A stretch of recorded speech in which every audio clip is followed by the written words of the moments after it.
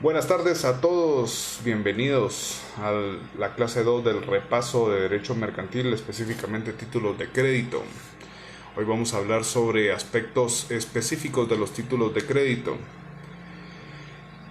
Vamos a esperar a que nos vayamos conectando y hacer las pruebas de sonido. Las pruebas, ¿me escuchan bien? Bienvenidos sean todos al curso número 2. ¿Estamos bien? ¿Buen sonido? Por favor, háganme saber si están escuchando bien la transmisión. Considero que sí. Buenas tardes, ¿cómo les va? Bueno, señores, el curso el día de hoy es relacionado a los títulos de crédito en específico. Ustedes saben de que vamos a resaltar, o lo que el fin de este repaso es resaltar los elementos importantes y que son sobre todo preguntados en su examen técnico profesional, además de repasar o de entender situaciones que tal vez no les quedaron claros. Y creo que nos vamos a detener un poco en la letra de cambio el día de hoy, en el cheque, que son títulos de crédito que son bastante preguntados. Pero no vamos a dejar de ver todos los demás, vamos a extraer los puntos relevantes de cada uno de los títulos de crédito que ustedes necesitan saber. Igual, antes de comenzar, vamos a ir con las preguntas que nos hicieron llegar. El primero era sobre el endoso en blanco. ¿Por qué no estaba dentro de la clasificación? Si se pueden dar cuenta, en el artículo 424 establece lo que es el endoso en blanco. Lo hace aparte de la situación donde está en la clasificación como tal. Entonces, ¿cómo lo vamos a entender? El endoso en blanco pues no lo podemos tener como una clasificación, sino que es tal vez algo que se desprende del endoso en propiedad, porque es básicamente el endoso en propiedad dejando espacios en blancos para que posteriormente se llenen. Entonces, por eso es de que no los estaba mencionando. Y existe un artículo en específico como tal. Hay muchos, o pueden haber muchos examinadores que les pregunten después sobre esto. Entonces, hay que tener en cuenta de que ya ustedes ya saben que la clasificación en propiedad, en garantía y en procuración, pero si les llegaran a preguntar el en blanco, ustedes explican en qué consiste y pues que básicamente es una subdivisión de en propiedad. Otra pregunta que me hicieron llegar es la de Money Order. Bueno, esto no es un título de crédito y no debe considerarse como un título de crédito. Recordemos, sí existen títulos de crédito típicos y atípicos, pero estos títulos los títulos de crédito, por lo menos nuestra legislación no tiene regulados del 386, del 385 para adelante. Estos títulos, esta modalidad no es un título de crédito, simplemente es una facilidad o una transacción comercial en la cual busca que la persona se suscriba a un servicio para que la otra persona en el extranjero o en otro lugar reciba dinero, pero no tiene una característica de un título de crédito. Hay que identificar bien que son aspectos totalmente distintos. Después, ¿qué tenemos? Pues yo creo que ya hoy no me quiero extender tampoco mucho. Primero que todo porque tuvimos que cambiar el horario. Igual la clase se va a quedar grabada. Muchas gracias a todos por verlo. Hemos llegado casi a 1200 personas de alcance a reproducir el video. Entonces creo que se está cumpliendo con el objetivo de poder tratar de darles estos lineamientos que deben de poseer ustedes para entender lo que son los títulos de crédito. Al final se dan cuenta que los títulos de crédito no son tan complejos, pero hay que entender cómo funcionan o para qué están creados esos títulos de crédito. Para que comencemos, nos vamos a ubicar en el artículo 441. Específicamente vamos a hablar de la letra de cambio. En la letra de cambio sí tenemos que resaltar muchos aspectos. Primero, de que aquí sí se puede dar tres sujetos simultáneos: librador, librado y beneficiario. Puede llegar a existir esos elementos personales. Pero también esta letra de cambio es uno de los títulos mayormente preguntados. Es un 90% de que van a realizar una pregunta relacionada a una letra de cambio en su técnico profesional.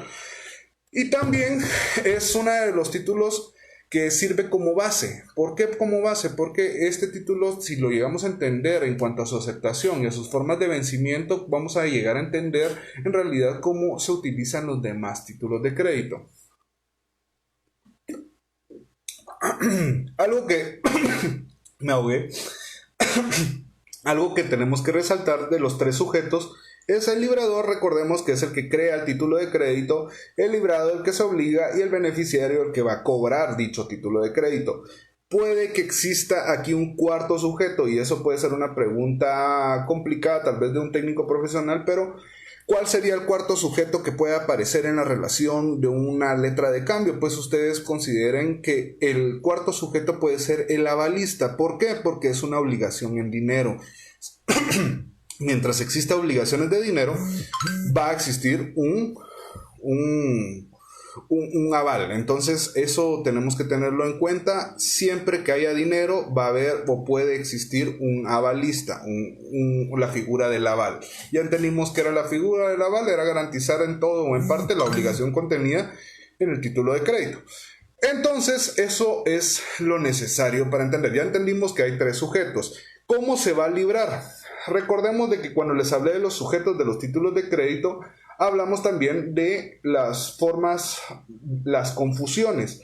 Aquí puede existir confusiones en la letra de cambio y puede darse a propio cargo. Eso quiere decir formas de libramiento, si quieren apúntenlo, está en el 447 y se refiere a propio cargo cuando el librador, librado coinciden, o sea, la persona que crea también se obliga a crear el título de crédito, o sea, lo creo y me obligo en la letra de cambio para pagárselo a un tercero, a propia orden.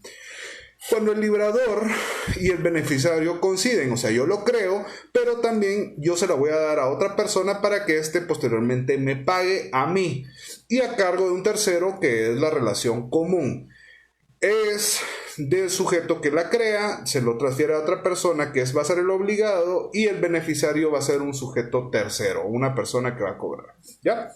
Entonces eso es bien fácil de entender, pero hay que tener en cuenta que existe esta situación, o sea que van a haber una confusión de sujetos. Entonces, para que lo tomen en cuenta y entiendan cómo opera a propio cargo, a propia orden o a cargo de un tercero. A cargo de un tercero es lo normal. A propia orden, yo lo creo y yo soy el beneficiario. Y a propio cargo, pues yo lo creo y yo me obligo, ¿ya? Requisitos. Los requisitos están establecidos en el artículo 441. Estos requisitos, pues, es básicamente... no quiere decir de que solo con estos requisitos nos vamos a quedar. Siempre tenemos que aplicar el artículo 386 donde están los requisitos generales y nos vamos a ir al artículo 441 para complementar dicho o perfeccionar ese título de crédito. Entonces ahí se dan cuenta que la característica esencial, y eso es tal vez una de las cosas que pueden preguntarles en un técnico profesional, mire, ¿cuál es la característica esencial o cuál es la función de la letra de cambio? Entonces ustedes saben que es la orden incondicional de pagar una suma determinada de dinero. Entonces es en el inciso 1. Márquenlo por favor para que no se les vaya esa característica esencial o ese elemento esencial o función esencial de la letra de cambio. Ahora bien, como es un resumen, perdón que vaya volando, igual siempre los exhorto a que si tienen dudas, pues las pongan aquí en los comentarios. Si no las puedo contestar en este momento, pues ya ustedes saben de que en la clase tercera, que va a ser el día de mañana, pues yo trato de contestar todas las preguntas que ustedes me hicieron. Entonces, en la letra de cambio, ¿qué es lo importante? Porque ahorita les acabo de decir, ya sabemos en qué consiste, pero lo que en realidad es complejo es la forma de vencimiento. Para muchos es la forma de vencimiento lo complejo, pero en realidad lo podemos simplificar. Vámonos al artículo 443. En el 443 establece las formas de vencimiento de la letra de cambio. Esto solo lo vamos a aplicar aquí, ahorita, a la letra de cambio. Después yo les explicaré en cada uno de los títulos cómo se hace su forma de vencimiento. Igual también hago mención al cuadro que nos hizo llegar el compañero Saúl, donde están toda la clasificación de los títulos de crédito en una forma simple y con todos los elementos esenciales que ustedes deben de poseer. Entonces, si él lo proporcionó, por favor, aplíquenlo también a eso. para que se nos vayamos entendiendo. Aquí vamos a ir poco a poco, vamos a la forma de vencimiento. Entonces tenemos la primera forma de vencimiento, a la vista. ¿Eso qué significa? Que cuando yo vengo y quiero, imaginemos de que va a ser a cargo de un tercero, o sea, yo vengo, yo lo creo, se lo doy a otra persona, entonces va a venir el beneficiario, que es el encargado de cobrar esa cantidad de establecida de dinero, se la va a poner al librado, a la vista, enfrente de él. Se la pone el título, le tiene que poner el título, porque no puede llegar a la persona de beneficiario, vengo a cobrar la letra de cambio tal, y el título, no lo tengo. Entonces, ahí, ¿cuáles son los requisitos, compañera? O compañero, perdón. Ubíquese, en el 441 están los requisitos esenciales de la letra de cambio y en el 386 están los demás. Por favor, vamos, por eso que necesito que tengan su código a la mano para que no nos estemos perdiendo. Entonces, la forma de vencimiento a la vista. Le pongo el título de crédito a la vista, enfrente de él. Si yo vengo a exigir un derecho y no tengo el título, no soy legítimo tenedor. Por ende, no puedo reclamar ningún derecho relacionado a ese título. Entonces, ténganlo en cuenta que a la vista significa ponerlo enfrente de, ¿ya? Después, siguiente forma de vencimiento, y a esta sí quiero que le pongan, sin los que no fueron mis alumnos, que le pongan esta anotación. Y de verdad, como yo siempre lo digo en clase, traten de marcar su código todo lo que puedan. ¿Por qué? Porque este código no lo van a utilizar para su ejercicio profesional, muy difícilmente lo van a utilizar para eso, lo van a utilizar para su estudio técnico profesional posiblemente. Entonces, necesito que en el inciso 2, a cierto tiempo vista, sí le pongan a la par aceptación. ¿Por qué aceptación? Porque esta forma de vencimiento sí conlleva una aceptación, o sea, debe ser obligatoriamente la aceptación. En este inciso, o sea, solo estoy poniendo en el inciso 2, a cierto tiempo vista, debe llevar aceptación. Con mucho gusto yo le contesto esto de los intereses, pero ahorita vamos a ir avanzando porque si no nos vamos atrasando, pero con mucho gusto yo le voy a contestar esa pregunta posteriormente. Entonces, a cierto tiempo vista conlleva aceptación. Entonces, por eso les dije que lo marcaran. ¿Y en qué consiste la aceptación? Pues ahorita lo vamos a desprender, porque si se dan cuenta, en el 443 establece las formas de vencimiento, pero la aceptación está en el 451. En el 451 ya establece la aceptación y cómo opera dicha aceptación. Entonces, aquí ¿qué vamos a resaltar? Vamos a resaltar que a cierto tiempo vista se debe aceptar obligatoriamente. Ahora vamos a ir a cierto tiempo fecha, solo para despejar este inciso, este artículo. A cierto tiempo fecha es ponerle, por ejemplo, dentro de 15 días, a fin de mes, a principio de mes. A eso se refiere esa forma de vencimiento. Es una forma de vencimiento que en realidad no es muy adecuada debido a que deja un espacio o una confusión. Entonces, me pagadera a principios de mes, entonces vamos a entender que posteriormente, porque aquí ahorita ya estamos en fecha 15, entonces tendría que ser hasta a principios de agosto, pero a eso se refiere a cierto tiempo fecha, que es el tercer inciso. Y el cuarto inciso, que de forma de vencimiento, esta es la más simple, esta es la más utilizada. ¿Por qué? Porque simplemente es un día fijo, el día exacto que se establece que se debe de cumplir dicha obligación. Esto existe una excepción a la regla. Recordemos de que si es un día inhábil se debe traspasar otro al día próximo hábil para el cumplimiento y se tiene un periodo de gracia para el cumplimiento de esa obligación. ¿Ya? Bueno, eso es lo que me interesa saber. Las formas de vencimiento, o lo que me interesa que ustedes entiendan. Las formas de vencimiento son a la vista, a cierto tiempo vista, a cierto tiempo fecha y a día fijo. Esos son los 4 formas de vencimiento. Todos los entendemos a la vista enfrente. A cierto tiempo fecha se hace una aproximación de tiempo. A día fijo, pues el día exacto en el que se va a cumplir. A cierto tiempo vista conlleva aceptación. Ahora sí, ubiquémonos en la aceptación como tal, 451. Entonces, ¿en qué consiste? Pues sabemos de que a cierto tiempo vista tenemos que realizar esa aceptación. Entonces, ¿cómo opera? El título de crédito yo lo creo, y si es con esa forma de vencimiento, entonces vamos a entender que se debe aceptar antes de que sea pagado. ¿Y cómo se va a aceptar? Ahí en el artículo 451 lo establece, que se tiene un año o dentro de un año se debe aceptar dicha letra de cambio. Si no se acepta dicha letra de cambio, entonces se entiende que no van a pagar. ¿Se recuerdan cuando hablamos de protesto? El acto en el cual se hace constar de que se presentó en el tiempo y en el lugar para el cobro o para hacer constar la falta de aceptación o la falta de pago o la falta de requisitos, etcétera. Ahí en ese protesto, pues ahí también vamos a consignarlo. Nosotros podemos levantar el protesto por falta de aceptación, porque si no aceptó, o sea, la persona que va a ser la obligada a aceptar es el librado, el obligado a pagar. Si él no acepta, se entiende definitivamente que no va a pagar. ¿En cuánto tiempo debe aceptar esa letra de cambio a cierto tiempo vista? Dentro del año. Si no se hace dentro del año, entonces se entiende que no va a pagar.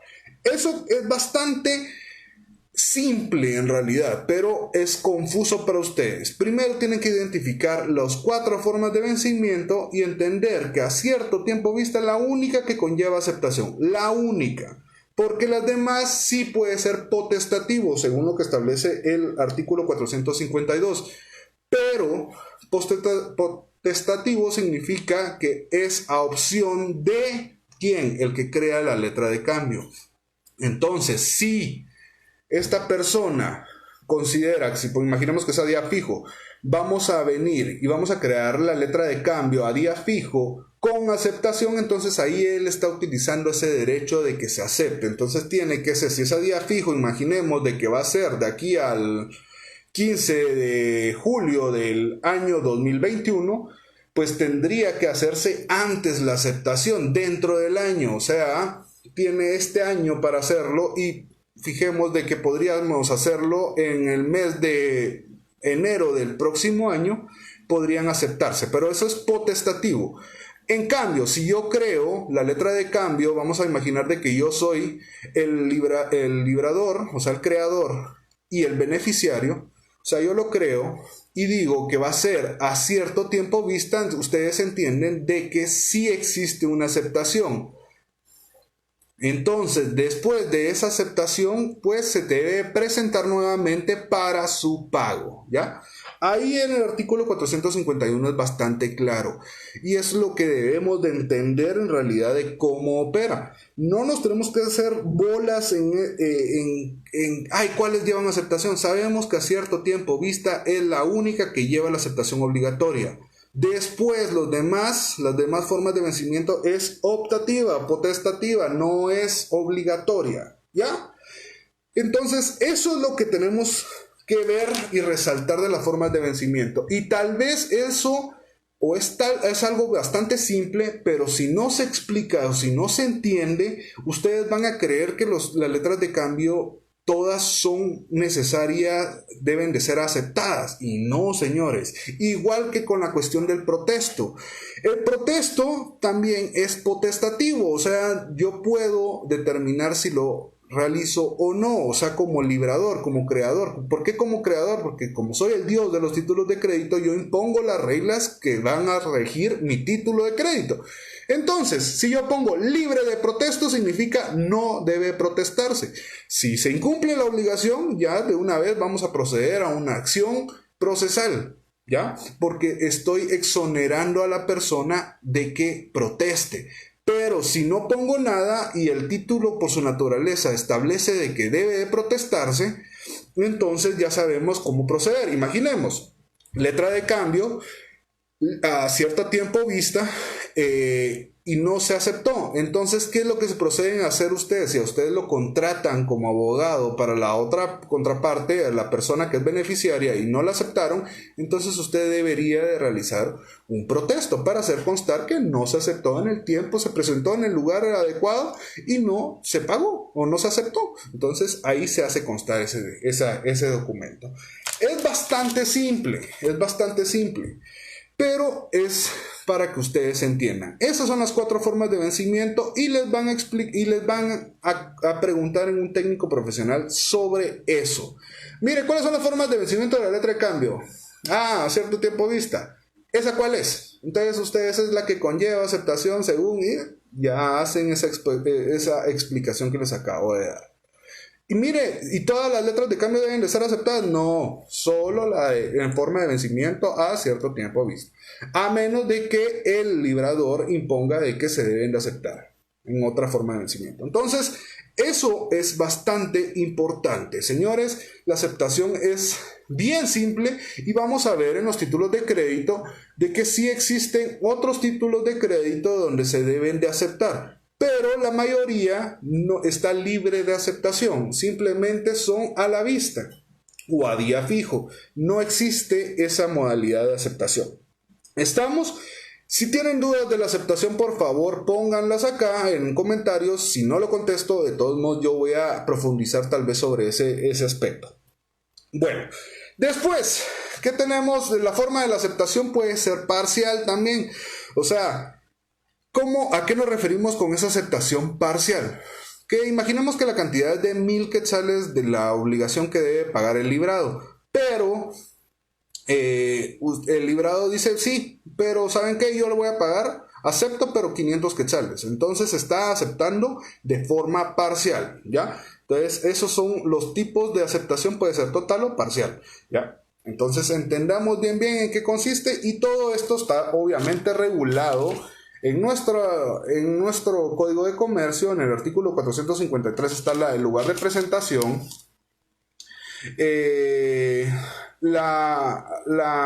Artículo 459 estamos hablando de lo que les acabo de hablar.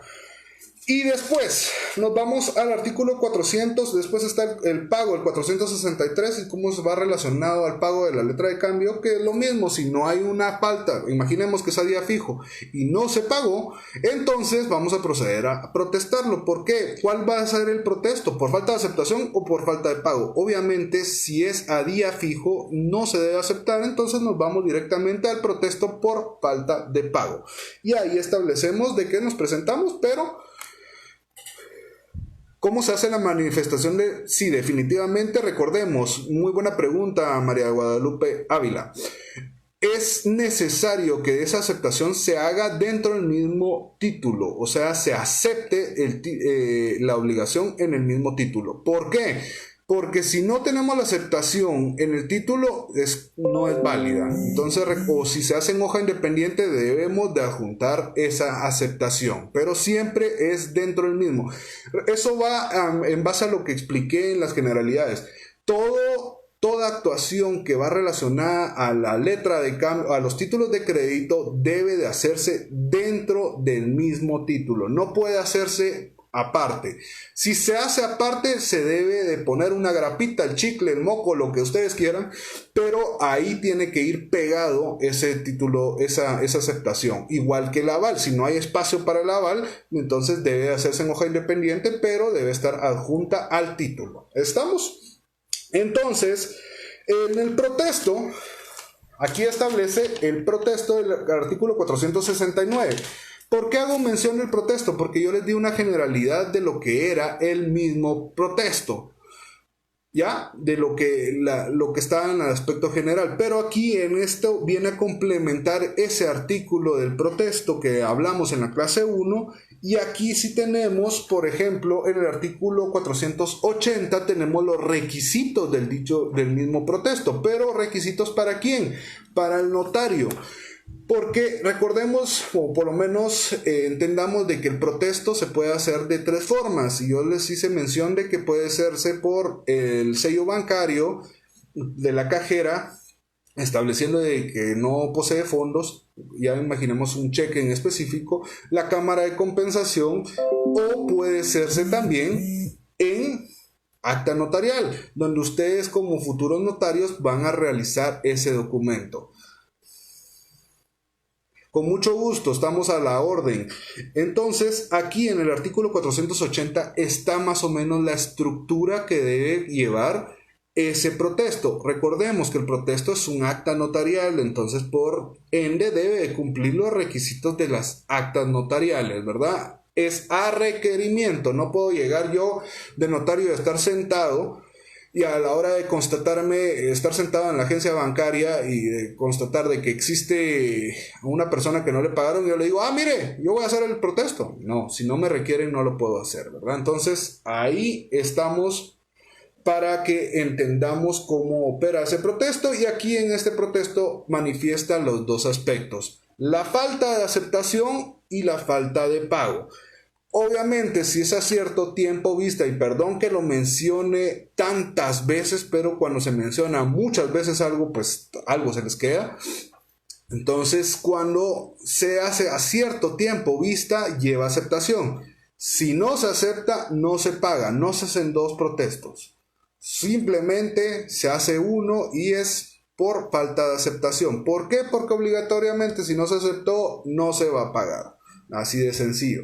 Si fuera a día fijo, pues simplemente se protesta por falta de pago. Entonces el protesto puede ir en dos sentidos: por falta de aceptación o por falta de pago. Por falta de aceptación se entiende que no se aceptó y que no se pagó. Y también por falta de pago, pues simplemente la persona obligada, el librado, no hizo el pago correspondiente. Entendamos de que el protesto tampoco es obligatorio, y eso es parte. Cuando dice en el artículo 469 la necesidad del protesto, el protesto solo será necesario cuando el creador de la letra de cambio, o sea, el librador, o sea, Dios de los títulos de crédito, establezca con carácter visible la cláusula con protesto. Si no dice con protesto, entonces se entiende que es libre de protesto, o sea, no debe protestarse. Ojo con eso, porque es un artículo bastante importante. A cierto tiempo vista se acepta y no se paga en el plazo.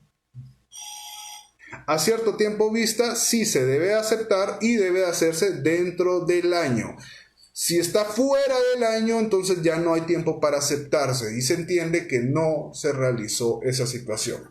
Entonces, ese artículo es bastante importante. Por favor, el 469, ténganlo en cuenta que no debe ser obligatorio, ¿ya? Estamos con los fines del protesto, es lo que les digo, y ahí se establece.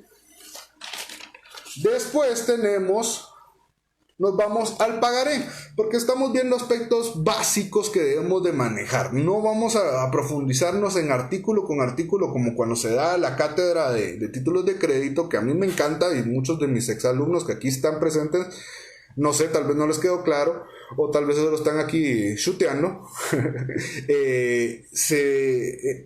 se dieron cuenta de que yo explico artículo por artículo para que ustedes vayan entendiendo. A la forma de funcionamiento de autorización se refiere el cajero de banco o un jefe de agencia. Pues mire, en realidad si se hace constar dicha situación, recordemos, vamos a ir al punto, y me está hablando del protesto bancario. Lo que sucede es de que es muy raro de que, por lo menos antes era mucho más fácil que el jefe de agencia establezca dicha situación, pero ahora se ha estado tomando de que también con la firma del cajero se haga constar que no posee fondos. Con eso es más que suficiente, ¿ya? Ese es el acto que va a suplir al protesto. Y esa también es una pregunta de privado. Mire, ¿cuáles son los actos que suplen al protesto? ¿O qué actos pueden realizarse o se deben entender como un protesto? ¿Ya? Entonces, estos pueden ser la cámara de compensación, el sello bancario o el acta notarial. Ahí tenemos ya cada uno de esta situación. O igual, la cámara de compensación no es el gerente que lo va a hacer, es la persona que reciba, el mismo cajero. Entonces va a hacer constar esa anotación de que este cheque que viene de otro banco no poseía fondos. Entonces eso se tiene como un protesto. ¿Estamos? Vamos al pagaré. El pagaré es el título de crédito del hermano menor de la letra de cambio, pero es también distintos, no son gemelos idénticos, es distinto. ¿Por qué? Porque el pagaré, como uno es la orden incondicional de pagar una suma de dinero, el pagaré es la promesa incondicional de pagar una determinada cantidad de dinero. O sea, una es una orden y la otra es una promesa. Entiéndanlo bien, son dos aspectos bastante distintos, son diferentes. Y esa también es una pregunta de privado.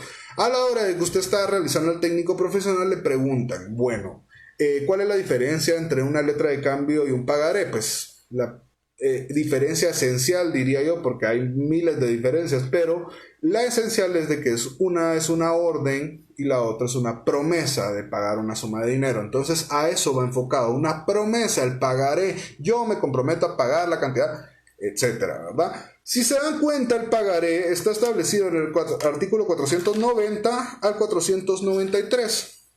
Muy pocos artículos. En el 490 establece los requisitos y sus características son, como la que le acabo de mencionar, que es una promesa incondicional de pagar una suma de dinero. La otra, que solo intervienen dos sujetos. Aquí sí es la confusión, donde yo lo creo y yo me obligo a dárselo a una tercera persona.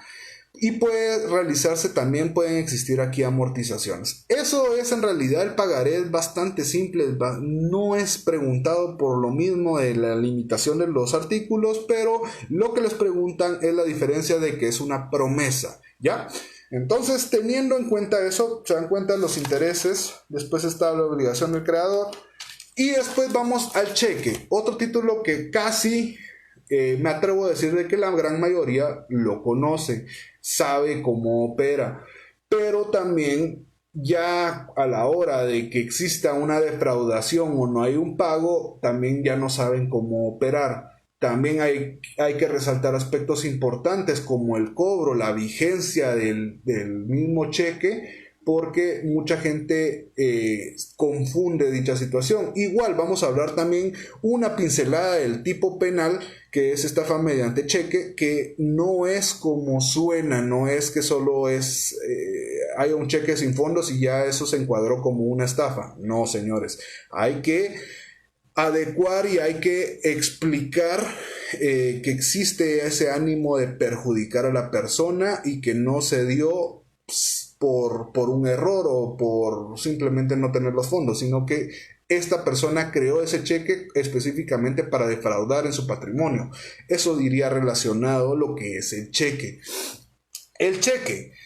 El concepto es siempre doctrinario, conlleva los mismos elementos. Los elementos personales, el librador, que es la persona que crea el título de crédito, ya sabemos, que emite el cheque. El librado siempre sí o sí va a ser un banco. Eso entiéndanlo, porque esa es una gran confusión también para muchos cuando se les pregunta, mire, quién en la relación de los títulos de crédito, ¿quién es el librado? ¿Es la persona dueña del banco, de la cuenta? No, señores. Es cierto, la plata está en la cuenta del señor que creó el cheque, pero el cheque siempre va a ser pagado por un banco, siempre. Entonces, esto es obligatorio, ¿ya?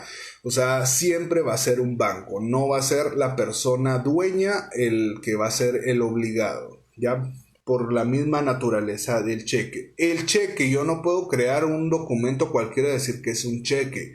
El cheque debe de ser autorizado, debe ser realizado por la misma institución bancaria y debe llenar los controles internos. Cuando hablamos de cheques siempre nos vamos a relacionar también con un derecho bancario porque están de la mano, ¿ya? Entonces, para que entendamos el cheque, cómo consiste, el otro elemento es el beneficiario, que es la persona que recibe el cheque. ¿Puedo crear yo? ¿Puede haber confusión acá? Sí, librador, el que lo crea, y puedo ser yo el mismo beneficiario. Sí, cuando ustedes crean un cheque a su nombre y lo van a cambiar para ir a sacar esos 75 pesos que quedaron ahí, no lo pueden sacar en cajero, entonces hacen un cheque y lo presentan y deben de pagárselo, ¿verdad? ¿Cuál es la función, el principio del cheque? Si yo creo un cheque, se entiende que debe de tener fondos. Ese es el principio del cheque. O sea, no voy a emitir un cheque si no tiene fondos. ¿Por qué? Porque el cheque es pagadero a la vista. ¿Eso qué significa? Que cuando se presente ese cheque debe de ser pagado, ¿ya? Entonces, ojo con eso. El cheque prefechado comúnmente existe, pero legalmente puede usted, si yo hago un cheque prefechado de aquí al 30 de julio, pero mañana yo tengo necesidad, puedo ir y cobrar ese cheque y me lo deben de pagar, aunque tenga una fecha de 30 de julio. ¿Por qué? Porque son situaciones que es pagadero a la vista. El cheque es a la orden, no nominativo. No existen cheques nominativos, ¿ya? Nominativo, hablamos de registro.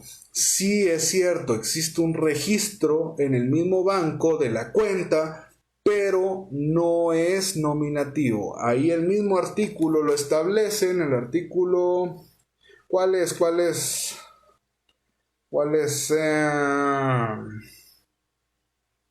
El artículo 497 establece la forma, el cheque va a ser a la orden o al portador.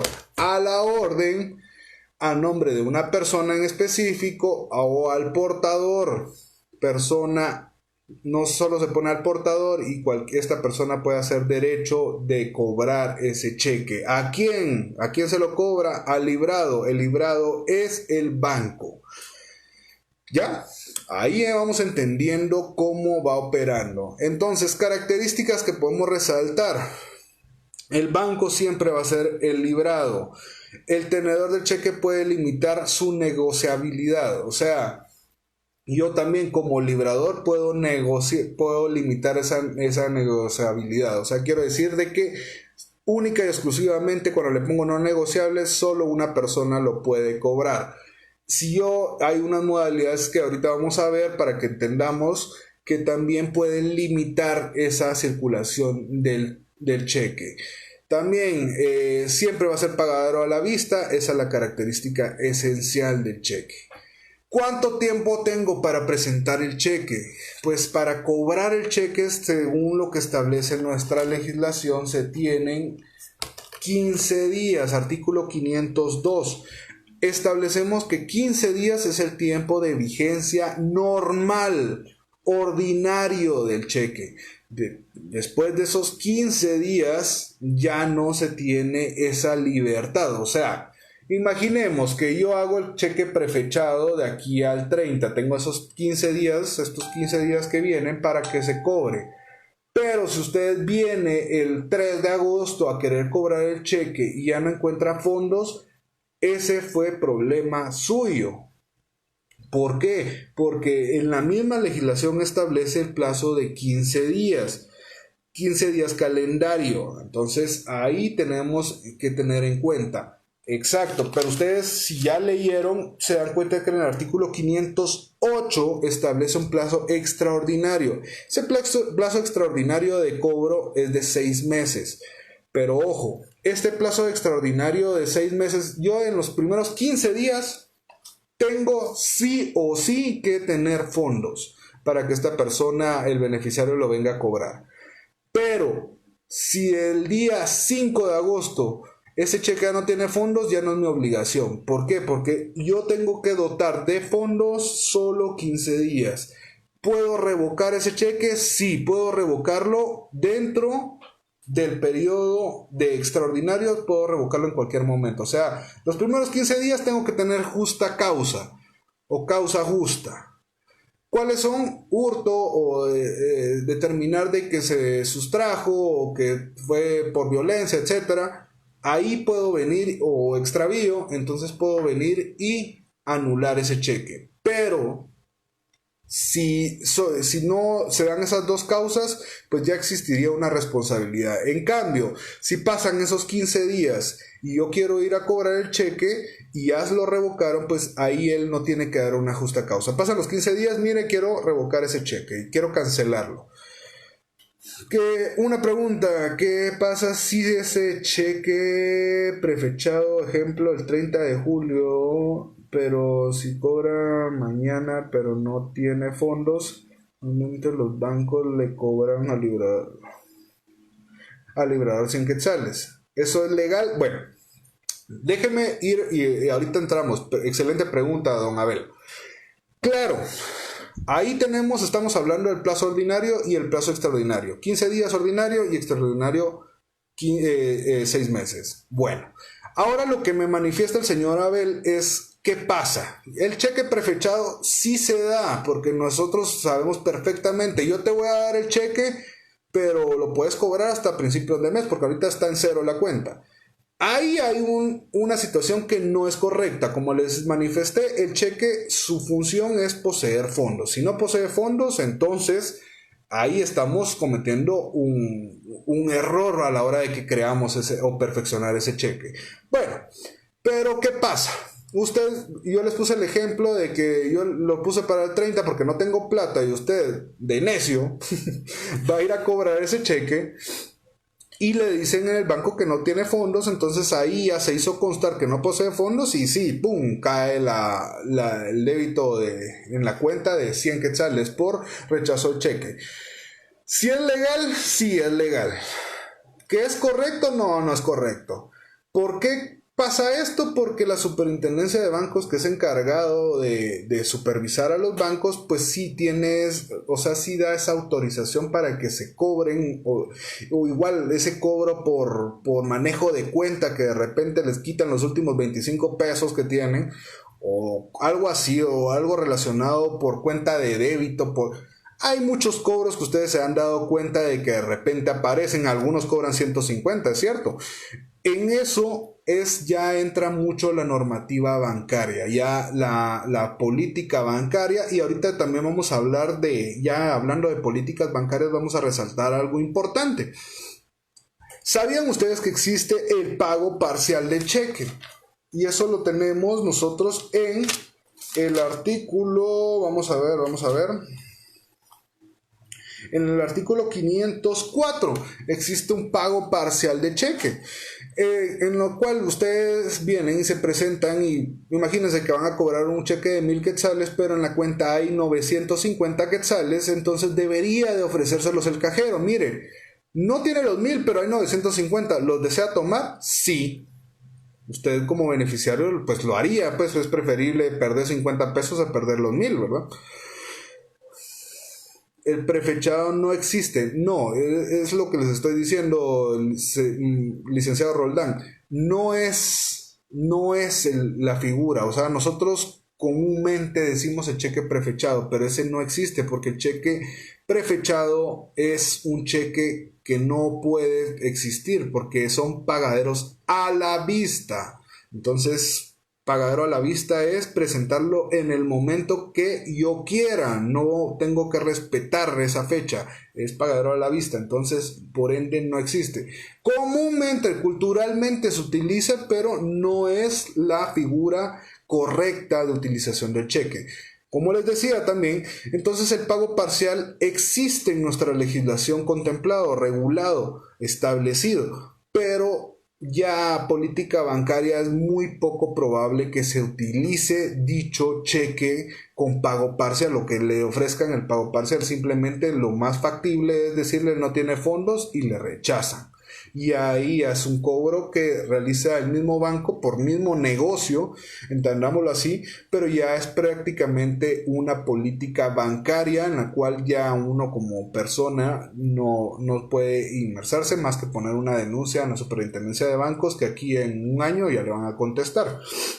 Entonces, estamos con esta situación.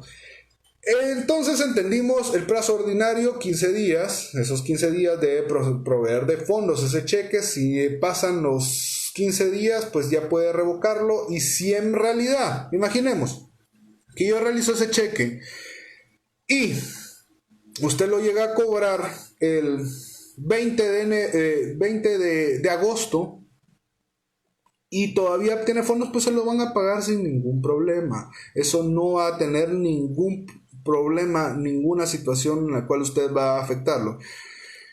En la práctica, el pago parcial no se da derivado de la gestión monetaria. Exacto, sí, se da la situación de secreto bancario y también hay muchas situaciones en las cuales son las mismas políticas bancarias.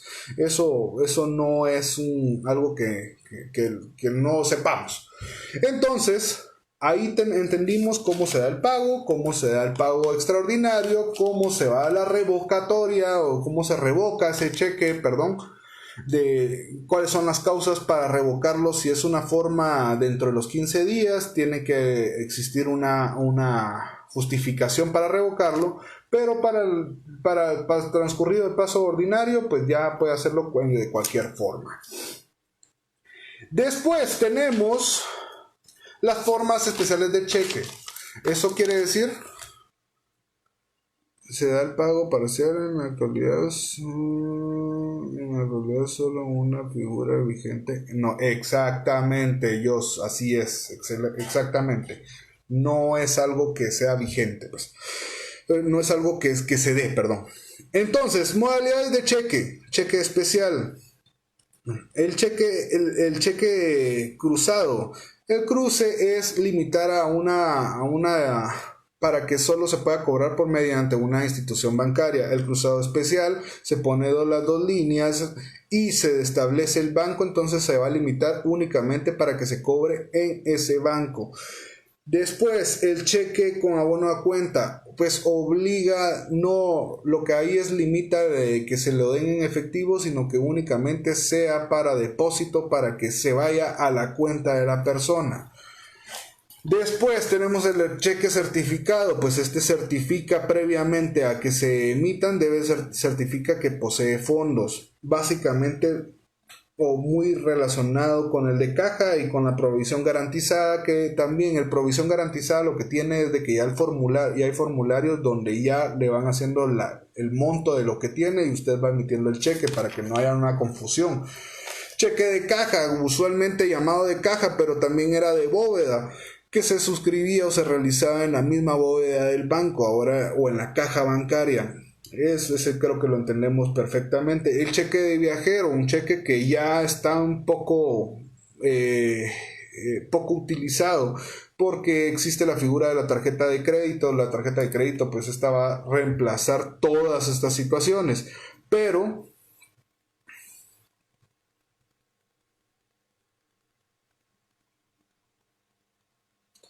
bueno, ahorita le contesto Martín Abaj.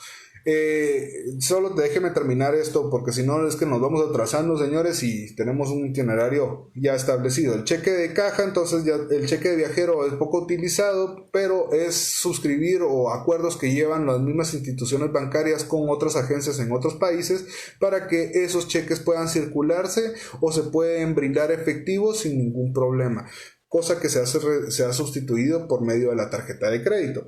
El cheque talón pues simplemente es un cheque con un recibo. Yo a la hora de emitir el cheque pues también me queda a mí el recibo del que se extendió ese cheque. Entonces esas son las modalidades. Ahora bien, lo que me pregunta don Martín, muchas gracias. Si la persona no cobra en los 15 días sino a los 20 y no hay fondos y la persona ya no quiere pagar, se puede proceder para que pague. Miren, en realidad ahí usted es el que cometió el error por no cobrar el cheque en el tiempo establecido. Entonces sí puede existir esas acciones procesales que posteriormente voy a explicar en el día de mañana, pero en realidad la responsabilidad fue suya por no realizar el cobro en el tiempo establecido. Igual, ahora cuando que hablamos puede venir y decir de que lo estafaron, pero en realidad esa denuncia, esa querella no se la van a topar porque no es algo donde se demuestre el ánimo de perjudicarlo como establece el tipo penal. Entonces, sí podría procederse una acción procesal, pero tenga en cuenta de que el que cometió el error ahí fue usted, porque ahora ya sabe y que existe un periodo de 15 días para poder cobrar dicho cheque, ¿ya? Ahora, señores, vamos al siguiente título, que el siguiente título es un poco más complejo, pero menos preguntado. Es un título de crédito que muy pocos lo entienden para qué se creó.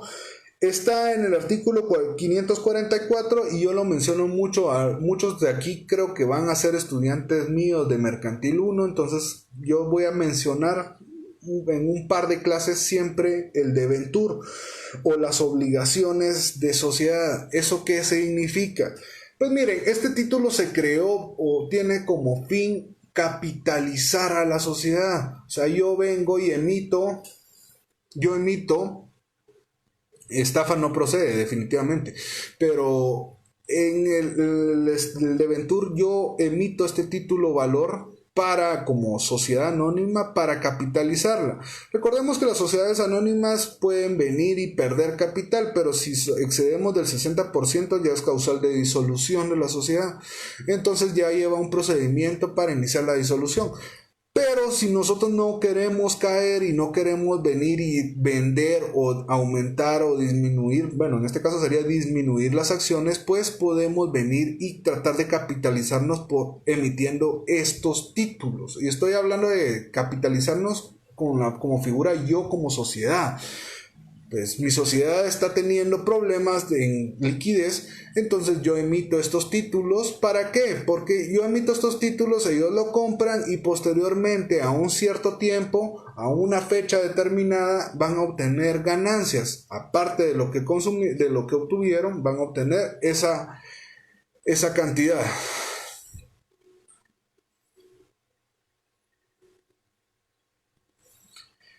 Ahí vamos a ir a eso, exactamente. Muchas gracias, pero seguimos avanzando. Perdón que me vaya corriendo, pero si no, no nos da tiempo. Entonces, ese es el objeto del debentur. Capitalizar a la sociedad. Su función económica es otorgarle o que obtenga ganancias, obtenga capital, porque es necesario, y posteriormente ellos se comprometen a dar una cantidad más de dinero. ¿Cómo estos debentures sí se pueden convertir en acciones mercantiles cuando se pueda o se establezca el procedimiento que se va a realizar? No todos los debentures son convertibles a acciones. Solo si se establece que estas podrían tener esa facultad de convertirse en acciones, entonces va a procederse. ¿Cómo operan? Ahí establecen las características del debentur, que son títulos formales. ¿Por qué? Porque también aquí sí ya existe una resolución de la asamblea de la sociedad. Siempre se van a dar en sociedades anónimas, porque para eso está creado, siempre establece sociedad anónima. También son títulos emitidos en serie, ¿ya? Imagínense serie A, B, C, etc. Pueden ser susceptibles de endoso y de protesto. Pueden ser nominativos también. Eso ya aquí ya entramos a los nominativos. Eso quiere decir de que van y llevan un registro. Entonces ahí entendamos bien cómo es que va operando esto. Y simplemente esa es su función. O sea, no se debe formalizar en escritura pública. Pueden ser nominativos a la orden o al portador. Y su función siempre es capitalizar. El debentur no nos tenemos que inmersar tanto. Bueno, ustedes cuando estén estudiando técnico profesional pues van a leer los artículos, pero a mí lo que me interesa es que entiendan la función en qué consiste. Aquí hay una pregunta rebuscada de mal genio, de verdad que podría ser algo complicada, pero también desestablecen eso. ¿De cuál es la asamblea que se establece en los debentures? Pues aquí también existe un tipo de asamblea de los que poseen los debentures, pues se van a reunir para determinados derechos. Aquí está contemplada en la misma ley. Pero en realidad, como les digo, los debentur lo que tenemos que entender es la función, sus características que les acabo de mencionar, y no nos vamos a profundizar en eso. Después nos vamos al certificado de depósito. El certificado de depósito, ustedes saben de que estamos en obligaciones, ya vieron en el artículo 579 de que son convertibles en acciones, ahí está establecido eso. El artículo 580 ¿qué es? Perdón. En el artículo 584 establece que existe una ley que regula dichos títulos de crédito, el certificado de depósito, y es el decreto número 1746 y su reglamento. Ahí está regulado el certificado de depósito y el bono de prenda. Ambos títulos están regulados en esta ley especial. ¿Qué debemos de resaltar? Pues es un título que aquí garantiza o acredita mercadería que está en depósito. ¿Por qué? Porque nosotros vamos a trasladar la mercadería de un lugar a otro, pero existen estos almacenes generales de depósito, los cuales ya deben de ser autorizados por la Superintendencia de Bancos como personas jurídicas también especiales, porque es una sociedad anónima que tiene ciertos requisitos que cumplir. Esos son los únicos facultados para emitir los certificados de depósito o los bonos de prenda. Esos son los únicos que pueden hacer esos títulos. No va a venir, no estamos hablando del depósito de los que están en la terminal.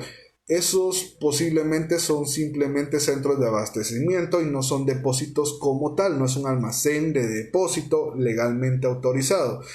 Y entonces, a la hora de que nosotros vamos a emitir estos títulos, entonces debemos de tenerlos, deben de estar registrados, van a ser nominativos, son representativos de mercadería. Hay siempre, sí o sí, una relación con un contrato mercantil denominado de depósito, el cual siempre va a estar inmerso aquí en el contrato en los certificados de depósito, siempre va a tener un contrato de depósito. ¿Qué más? Son libres, la mayoría son libres de protesto y lo que buscan es acreditar esa mercadería que está depositada o guardada o almacenada. ¿Ya? El número de decreto, permítame, es que no, vamos a ver. 1746 es su reglamento. Mírenme si es correcto, por favor, porque ahí está mi compañero ayudándome también si me estoy equivocando en cuanto al fundamento. Entonces, ahí tenemos en esa ley de almacenes generales de depósito esos dos títulos. Ya hablamos del certificado de depósito que certifica el depósito de mercadería, y tenemos el bono de prenda, que el bono de prenda es relacionado con la prenda, con el contrato de mutuo que está inmerso en entonces se va a buscar negociar dicha mercadería ya almacenada. Podemos realizar un contrato de mutuo garantizado con esa mercadería almacenada, y eso es lo que da origen a este título como tal. Sus características: es un título emitido por un almacén general, constituye un gravamen total o parcial sobre la mercadería depositada, es representativo de mercadería, es un título accesorio que depende de la existencia de un certificado de depósito. Y sí, ahí estamos, ya dimos, muchas gracias. Y en realidad es la negociación que se da de la misma mercadería después.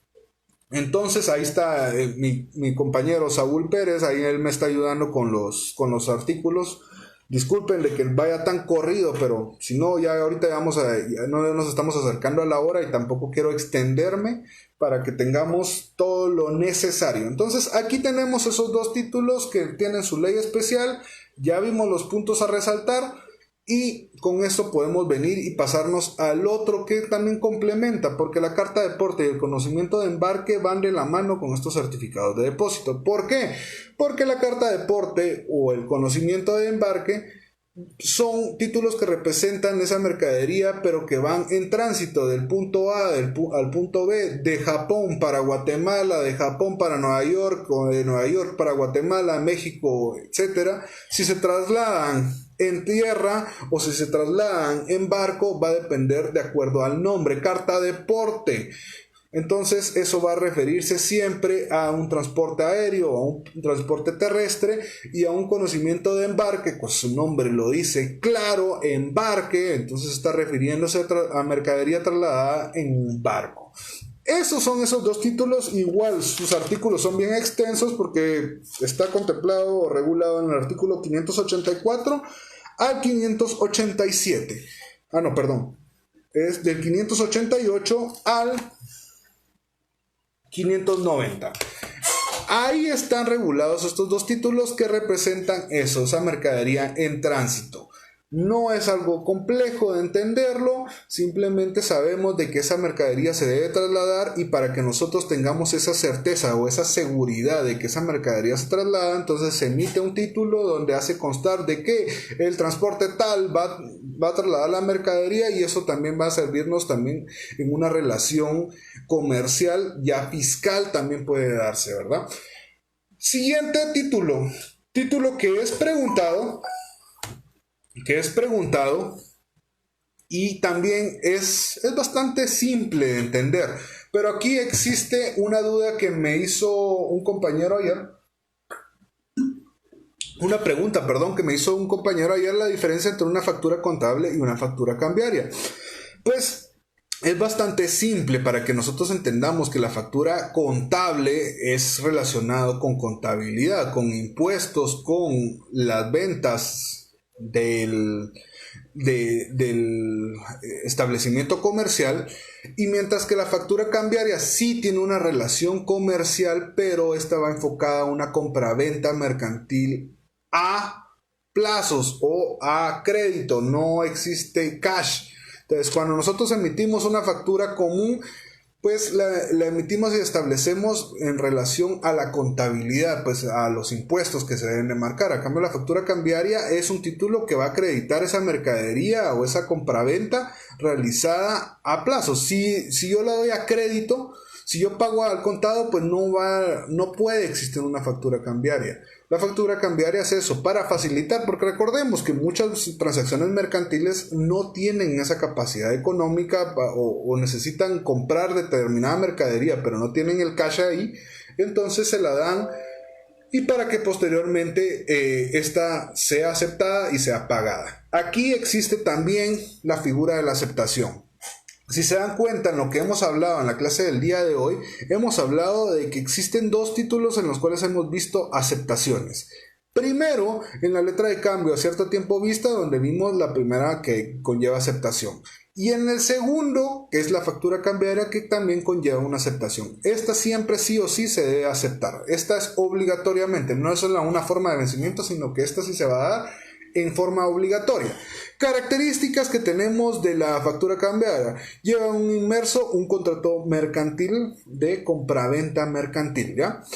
Debe aceptarse, eso está regulado en el artículo 599 al 600. Fomenta el comercio, porque definitivamente si se da a crédito, pues también eso ayudará a que muchos establecimientos puedan comprar de esa forma. Puede ser protestado porque también es a opción.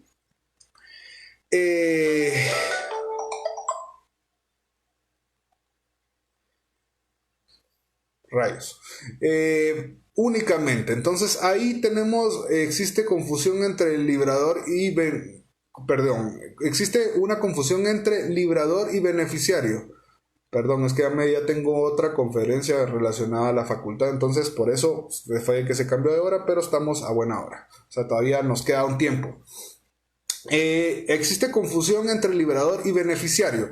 El librador es la persona que lo crea y entonces es el que vende esa mercadería. Yo vendo esa mercadería y la persona librada es la que compró esa mercadería y posteriormente debe aceptar esa mercadería cuando se traslada esa mercadería y debe pagarme, ¿ya? Son a la orden, la forma de librarse es a día fijo. ¿Qué vamos a resaltar de esto? De la factura cambiaria, que también esta aceptación puede rechazarse. Está regulado en el artículo 600 y esto va relacionado a la calidad de la mercadería. Si la mercadería no se es aceptada es de acuerdo o debe encajarse en esos 4 aspectos, esos elementos esenciales en los cuales puede rechazarse esa